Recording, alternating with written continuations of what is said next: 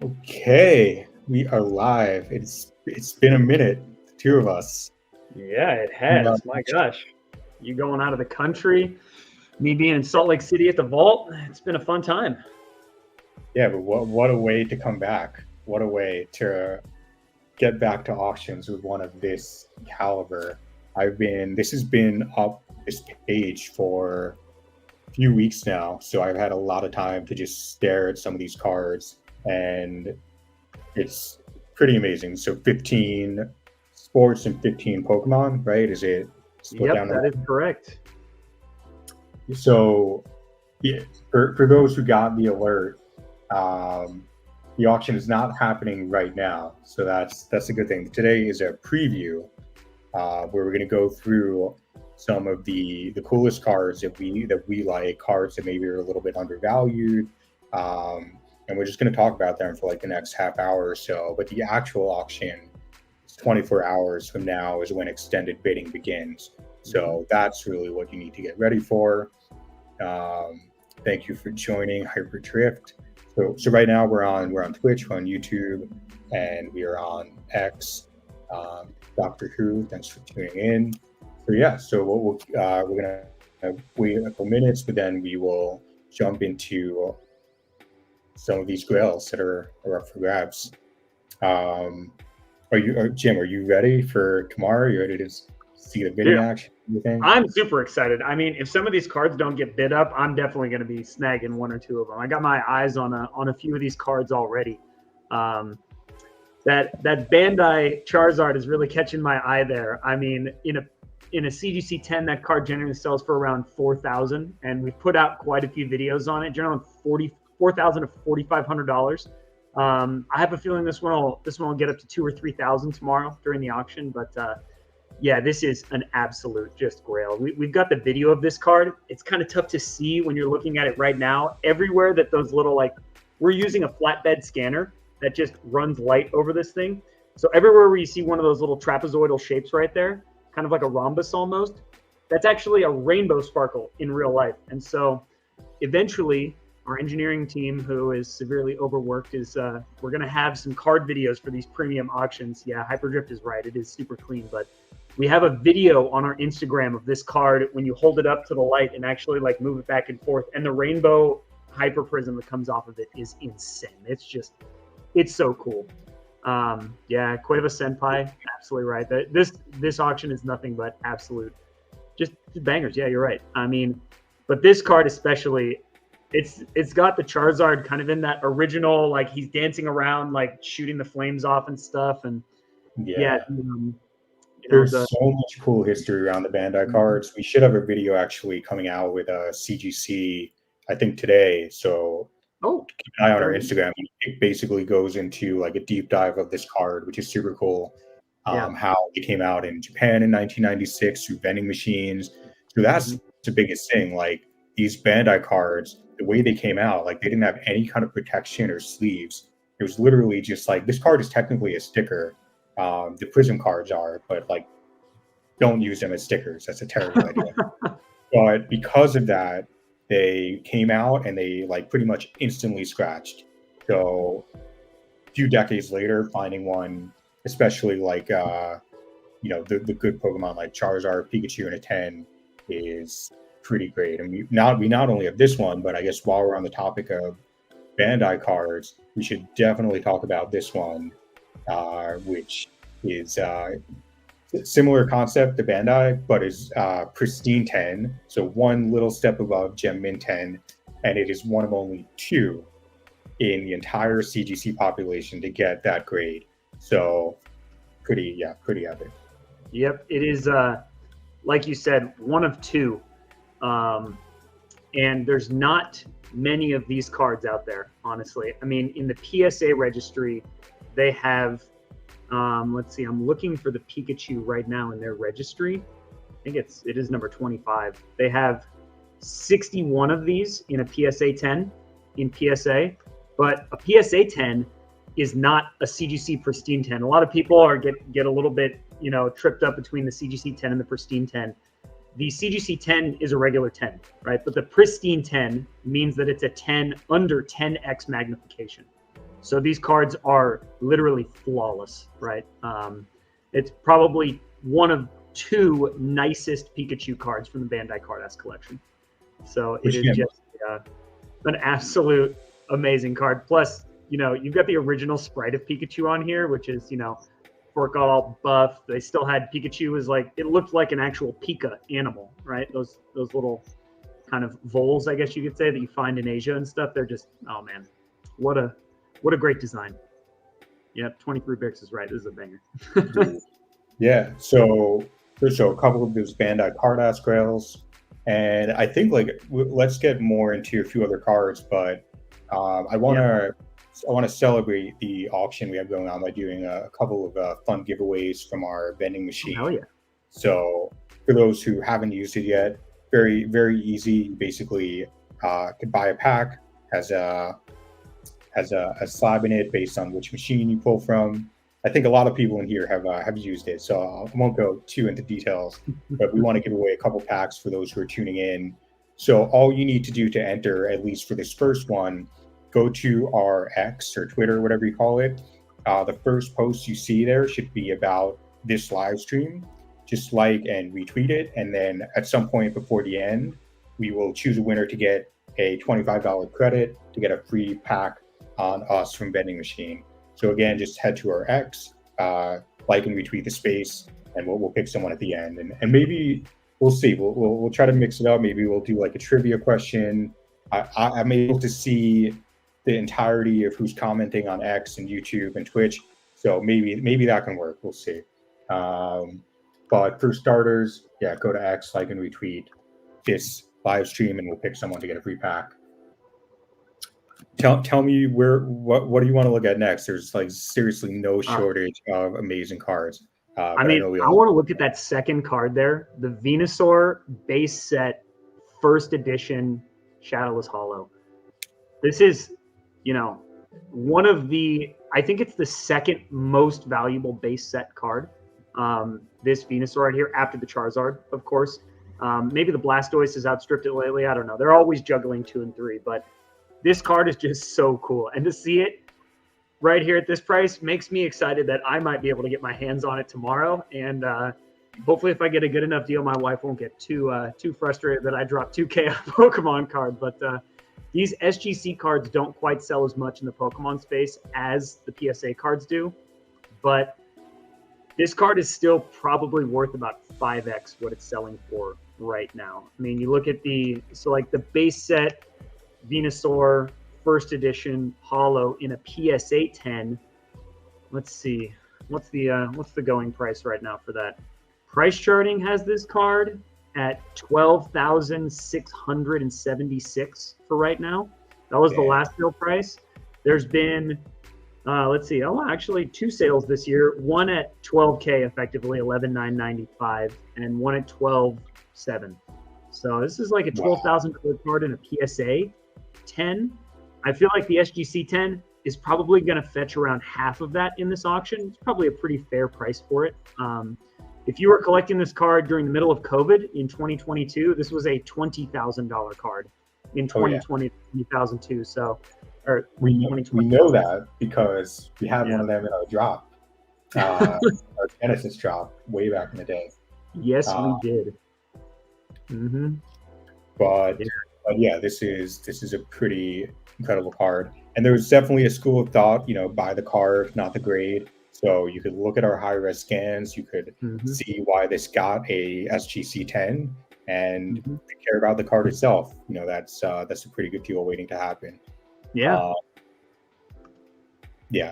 Card that needs very little explanation. One of the OG Big 3 first edition Gem Mint 10. I mean, just to have one of those in your collection it's pretty incredible. And to those of you out there that are into cracking and reslabbing, we've had a few users, and I believe if you search in our Discord, a couple of people in the past have taken CGC, SGC cards in Pokemon, cracked them and regraded them and resubmitted them. Generally, it's not really all that efficient to do that because you got to, pay to redeem the card, sales tax and stuff like that. But on a card like this, getting that card into a PSA 10 would absolutely be worth the shipping cost. So if you can, yeah, that is true. 12K. If you look at this card, you can actually click into it. You can see the high-res scans from Courtyard. You can measure it. You can check out the edges. And the SGC case actually does a nice job of being able to kind of differentiate the edges of the card from the case. So, yeah, you can check it out and see for yourself if that's something you're interested in. But I've definitely done a few recrack tests myself where I've sent stuff in from PSA that I got graded, from CGC that I got graded and swapped them. But it's honestly, I feel like almost a random distribution. However the grader is feeling that day. I've had 10s go to 9s in both directions, and I've had 8s go to 10s in both directions, which is just super weird. So it's crossing over. It's there's always some risk, but yep. I mean, if you ended up with this, like, and you were just in it because you wanted that first edition, well, I mean, who cares? It's protected. It's in amazing condition. Oh yeah. I like SGC slabs. Like the foam. I feel like it's some extra cushion for the card. It's very classic too. Yeah. Yeah. So I'm like, it's like a kid in a candy store. Like, I don't know what to pick next. There's too many. I mean, one that I am personally excited about, this Skyridge Charizard. Oh God, it's so beautiful. I don't know if people realize like how few exist at these high grades. For whatever reason, Skyridge I think was like a very, very short printed set to begin with. Yep. So, Skyridge was the last set printed by Wizards of the Coast for Pokemon, and the Skyridge set was printed one time. They were going to do multiple printings of it, but then the Pokemon company decided, we want to take our printing in-house. So Wizards of the Coast canceled the last two printings, so that's why you see Skyridge Gengar and Skyridge Charizard and, so many other really great cards from that set, going for way more than cards that came out earlier, like Aquapolis, that are, just as cool. They're still in the E-card series. They've got that little E-symbol reader on it. Hopefully you didn't use your Charizard in and out of that E-card reader too many times, because I'm guessing it's probably a 6 by now. But yeah, this card is absolutely gorgeous. Yeah, the artwork, you have that very classic early 2000s e-reader, like with the U-shaped panel. Mm-hmm. I mean, and as far as what these go for, I was trying to really pin it down earlier. I know 10s, in a PSA 10, this goes for like upwards of like 10,000 easily. Yep. In a CGC 9.5, I don't know, probably more like the 5 to 10 range is my best guess. Yep. But I mean, still, like for what it's sitting on now, I have a feel like with our auctions, there's always a few collectors just waiting to snipe. I'm guilty of that too, not with our auctions, but like some others. So I have a feeling this is going to be one of those targets, but we'll see. I'd be just as happy if someone gets their first deal. Yeah, I mean, you're right about the sniping part. Last auction we were sitting on the chase card until the last round, and at the first round, it looked like someone was going to get away from us with the Snorlax. Yeah, the man is right. That is a Fire Charizard. But the Snorlax was sitting at like $400 at the end of the first round of extended bidding, and it ended up getting away for like $1,800. It's like right around this price. I think it went for like $1,750 or $1,800. But was it one of these no symbol hollows? Yep. It was. Okay. It's that exact same card, just one of our others. Shout out to Gem Mint Pokemon, Zach Browning, for getting some of those cards for us. He gave us his collection on this, and he was too kind. But yeah, these cards here are super cool pieces of Pokemon history. They were printed between the Jungle First Edition set and the regular Jungle set. And when they were setting up the printing presses for the next set of cards, they forgot to add the Jungle symbol to a bunch of these Jungle cards. And so we actually have every single one of them on our website right now in a PSA 9 and 10, with the exception of the Jolteon in a 10. So yeah, Zach's favorite Pokemon is Jolteon, so he kept it in his personal collection. Yeah, that is Totally true. agree with Hyperdrift here. I think that's something that gets overlooked a lot. It's like just the foresight that some people had to either keep these in good condition or keep the pack sealed, to get these like basically like a time capsule of something that is untouched is really amazing. And for the people who like the no symbol hollows, I think there are a bunch in tomorrow's auction. There's Vaporeon, there's I saw a lot, I think like Wigglytuff down here, a bunch of those in the PSA 10. Um, I guess while we're here in the middle of a bunch of sports, maybe switch gears and talk about a couple cool sports cards. And really quickly, just keeping an eye on time. We're going to be giving away a couple vending machine packs. Again, very easy to enter to do that. Just go to our X or Twitter and find this live stream right now and like and retweet it. I see a bunch of you have already done that. That's awesome. I just want to make sure everyone enters or gets a chance to enter, because in about 10 minutes we'll pull those winners. And I think based on how things are doing, we'll probably give away 2 packs, so you have a good chance to just like and retweet the X live stream right here. But yeah, let's talk about some rookies, some GOATs: Jordan, Kobe, Curry, Brady. Where do you want to start? So I think there's one card that I'm looking at in particular that has seen a huge explosion in price even since we put it on, and it is the Anthony Edwards rookie card. I think it's currently going for about $700 right now. And yes, it's right there in the middle. So this card came out when Anthony Edwards obviously was a rookie. This is an ungraded auto card, but it's the autograph is not graded, but this is in a PSA 9, right? The PSA 9 in this card from the PSA website has an average price of about $1,900. There are only 26 of these cards currently graded at PSA and only 11 PSA 10s. The PSA 10s are generally going for about $7,000, like $7,000. This is a super cool card that not only has like his autograph on it, but it has the card number on the front of it. So like this is 225-64-1. I think this is, I forget, there was some sort of special significance for that section row and card or something, but he, played a little bit on the Olympics team this year. I think he was like defensive player of the year. But he's been, he's been an all-star for the last 2 years. He was on the NBA second team this year, but he's just going to continue to get better. And these sorts of cards, what's great about sports players in particular is that the values change so much with how well the player is doing, right? Like when you saw LeBron James rookie cards were good when he was a rookie, but when he broke the all-time NBA scoring record last season, the card shot up in price. When he won every single one of his championships, if you look, there was some guy on the card spotting subreddit that did like a price charting of LeBron James's cards, not actually from the price charting website, but a price history from Card Ladder. And it was a chart that showed LeBron wins championship number 1, price goes up, championship number 2, and then goes back to Cleveland, wins his championship, keeps his promise to the city, and the card explodes again, wins in Los Angeles. Like every single one of those events just continues to kind of build on these cards. Pokemon cards aren't really like that.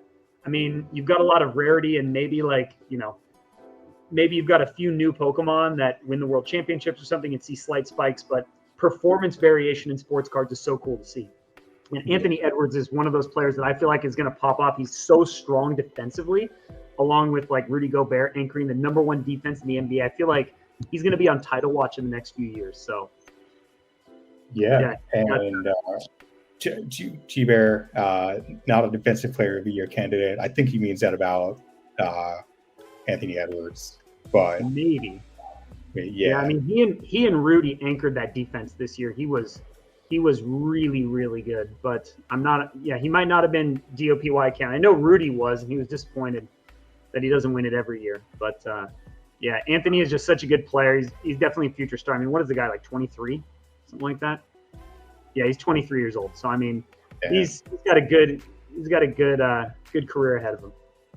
Yeah, and I mean the season's starting up next month, so perfect timing. G-Bear, thank you for keeping us honest. That's a great. I mean, I just quickly showed the LeBron while you were talking, just because you mentioned him. Um, one of my favorites. I feel like we're seeing a little bit of a resurgence of these appreciation of these, like, you know, these cards from the 90s whose design aesthetic wasn't appreciated back then but is now. Round ball royalty, I feel like, is one of those. But I think this is super cool. I love how it still has like the protective coating on it, so it has an extra layer of just being like in pristine condition. There's Yeah. actually like, yeah, you want to. Well, it's weird because both PSA and CGC, you don't see a lot of CGC cards, but when there's a protective coating on it, it'll say with coating as like a special variation of the card. But it doesn't do that for some reason. But yeah, these protective coatings on them, they do keep the card just a bit nicer. And if you peel off the protective coating, the longer you've had the card, the more likely it is to just peel off a bunch of the foil on the card. So, the protective coating is just kind of seen as a cool piece of history there. But these round ball cards that we're looking at here, this is the Michael Jordan one. Just like, this is the refractor card, generally selling for around $1,500. So definitely an amazing deal on this card here. The PSA 10 in this one and the BGS 10 generally going for around 3 to 5K. Yeah, definitely some really cool pieces of basketball history in here. I hope everyone's taking notes, like getting ready for tomorrow. Like, yeah, and obviously, like, you don't have to listen to us. Like, plenty of tools out there. eBay recently sold, price charting, TCG Fish. We take 20 minutes, have some fun, like go check out like what it's selling for there versus like what some of these deals are. First time we've ever done a premium auction, so like probably gonna see some cards go for a little above. Probably gonna see people get steals. Either way, like, we're excited. Yeah. Bottom right-hand corner right there, there's a Tom Brady card. One row down, it was below that. Yeah. So the bottom right-hand corner there. So this Tom Brady card is actually from his college days. So back in 2000, before he had an NFL picture, they put out his rookie card.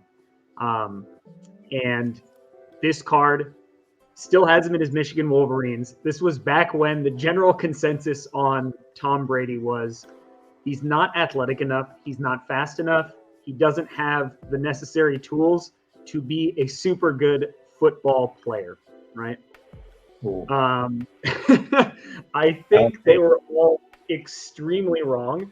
He was drafted 199th overall after his season at Michigan, which is absurd. I think if you looked back on that draft, he would almost certainly go number one after his career. But yeah, it's just crazy to see, like, there's so many football players that change. I mean, just look at Brock Purdy, right? Mr. Irrelevant, last pick in the draft, has been on fire, right? I mean, maybe if Brandon Ayuk could catch a pass over the last two games, we'd have a few more wins this season and not a 1-2 record on the Niners. But still, like, you look at some of these college cards, this card was probably sold in 2000 for, a couple bucks.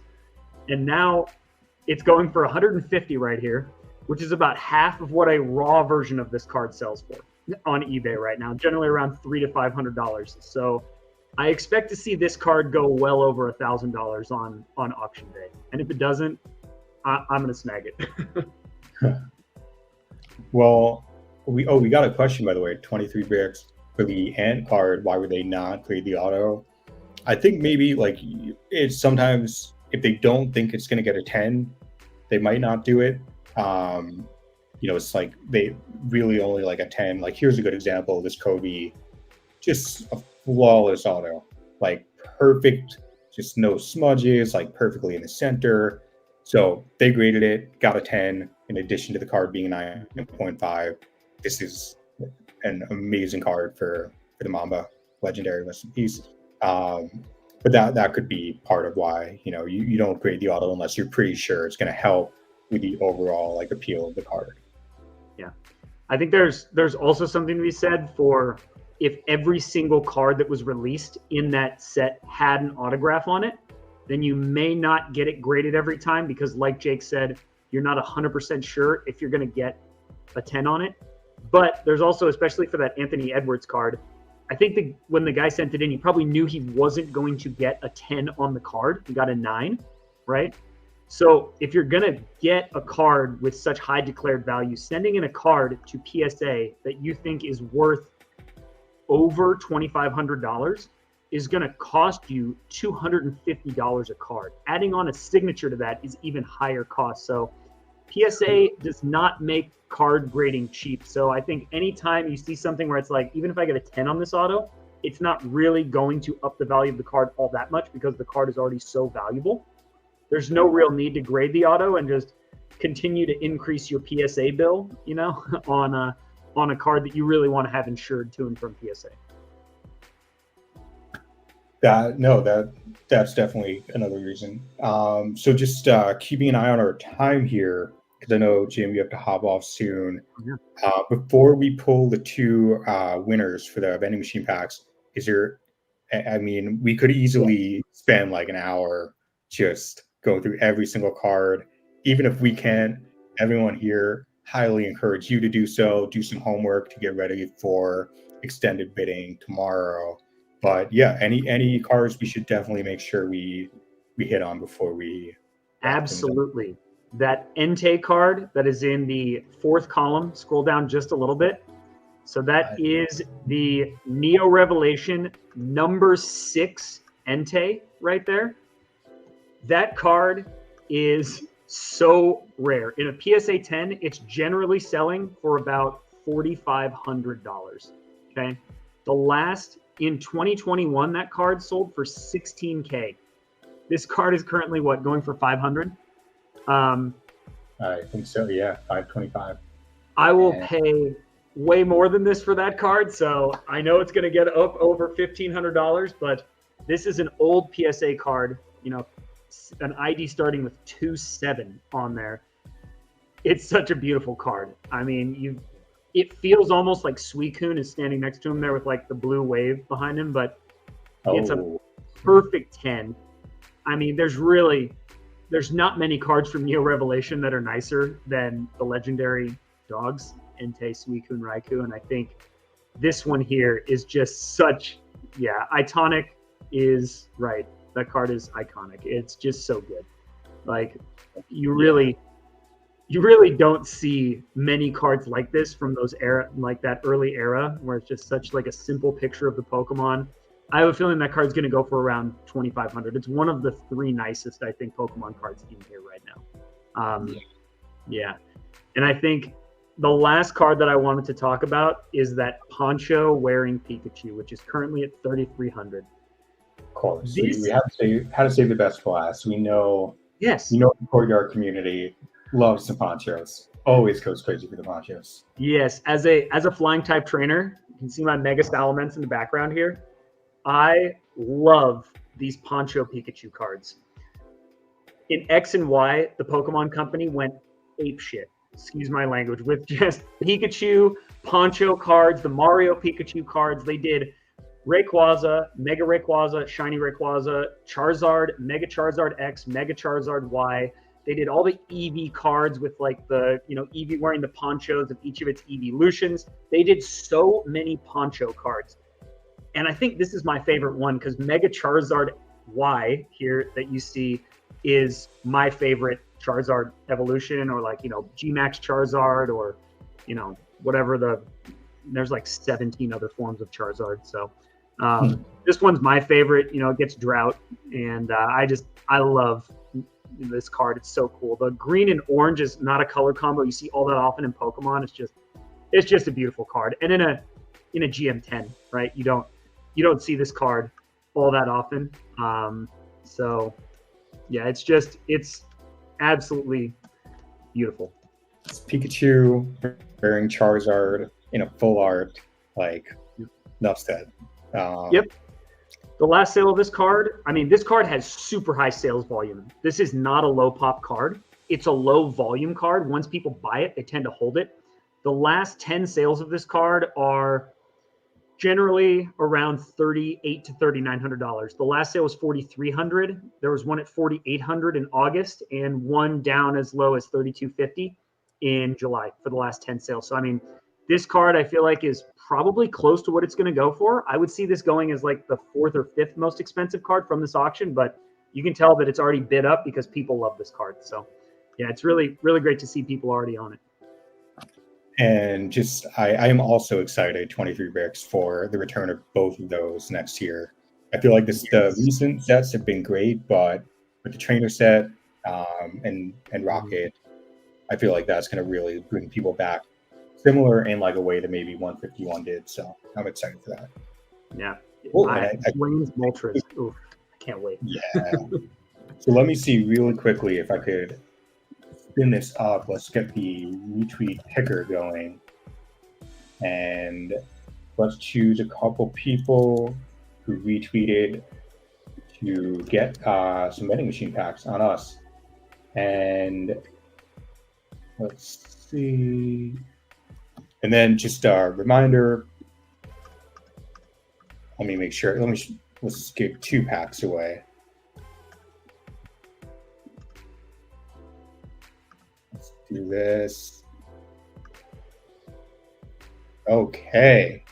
So we have Talented Mr. Rick and Bricks. I wonder, I guess you need a description. What do you think? Should I give all 4 of these people packs? I didn't realize description. I'm gonna do that. All 4 of you, thank you for tuning in. You're all just chalk it up to Chef being Chef. But absolutely, make sure that you tune in tomorrow as well. It's going to be the big finale, extended bidding, all of that. Maybe who knows? Maybe we'll do like one more giveaway tomorrow to celebrate. So just make sure you tune in. Same exact time. We're going to get started at 6 p.m. Eastern, and hopefully you picked up a couple of nuggets of alpha here. Found like some cars that you have your eye on, some that maybe caught you by surprise. But we're really excited to see who these go to see what prices they land at, and overall just get like some more grails out to collectors. So I think with that, we'll see you tomorrow. Anything else, Jim? No, but if we're doing giveaways tomorrow, we're doing trivia. So got to make the people work for it. We'll do that. And for those the 4 who won, we'll DM you on X. So just hang tight. Awesome. Thanks, Chef. Thanks for tuning in, everyone.